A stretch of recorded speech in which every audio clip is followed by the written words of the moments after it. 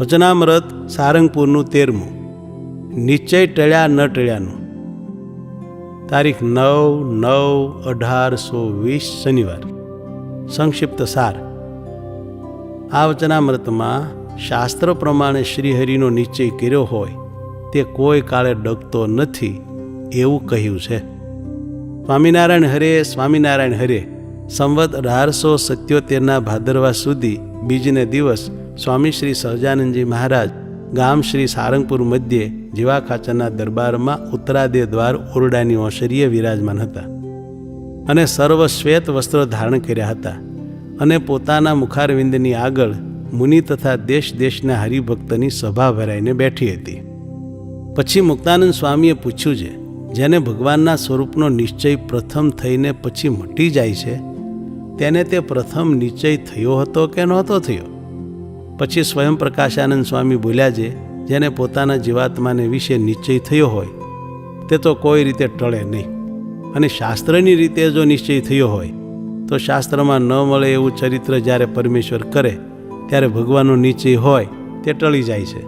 પછી શ્રીજી મહારાજ બોલ્યા છે, શાસ્ત્રને વિશે તો પરમેશ્વરનું સમર્થપણું, અસમર્થપણું, કરતાપણું, અકર્તાપણું એવી અનંત જાતની વાત છે. માટે એવું કયું શાસ્ત્ર બહાર ચરિત્ર પરમેશ્વરે કર્યું છે જે જેણે કરીને એનો નિશ્ચય ટળી ગયો? એ પ્રશ્નનો ઉત્તર કરો. પછી સર્વે મુનિ બોલ્યા છે, શાસ્ત્ર બહાર તો કોઈ ચરિત્ર નથી. માટે હે મહારાજ, એ જીવને નિશ્ચય થઈને પાછો ટળી જાય છે તેનું શું કારણ છે? પછી શ્રીજી મહારાજ બોલ્યા છે, જેને ભગવાનનો નિશ્ચય થાય છે તેને શાસ્ત્રે કરીને જ થાય છે. કારણ કે શાસ્ત્રમાં પરમેશ્વરના પણ લક્ષણ કયા હોય અને સંતના પણ કયા હોય. માટે શાસ્ત્રે કરીને નિશ્ચય થાય તે જ અચળ રહે છે, અને શાસ્ત્ર વિના પોતાને મને કરીને જે નિશ્ચય કર્યો હોય તે નિશ્ચય ટળી જાય છે. અને વળી ધર્મની પ્રવૃત્તિનું જે કારણ છે તે પણ શાસ્ત્ર જ છે. અને જેણે શાસ્ત્ર કોઈ દિવસ સાંભળ્યા જ નથી એવા જે અજ્ઞાની જીવ, તેમને વિશે પણ મા, બેન, દીકરી અને સ્ત્રી તેની વિગતી રૂપ જે ધર્મની મર્યાદા તે આજ સુધી ચાલી આવે છે તેનું કારણ પણ શાસ્ત્ર જ છે. કેમ જે શાસ્ત્રમાંથી કોઈકે પ્રથમ એવી વાત સાંભળી છે તે પરંપરાએ કરીને સર્વે લોકમાં પ્રવૃત્તિ છે.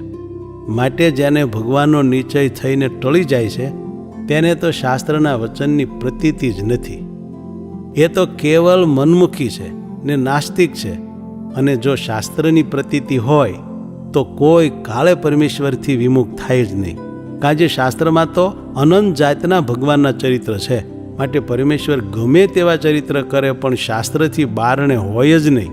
માટે જેને શાસ્ત્રના વચનનો વિશ્વાસ હોય તેને જ ભગવાનના સ્વરૂપનો નિશ્ચય અડગ થાય છે, અને કલ્યાણ પણ તેનું જ થાય છે, અને તે ધર્મમાંથી પણ કોઈ કાળે ડગે જ નહીં. ઇતિ વચનામૃતમ સારંગપુરનું 13મું થયું.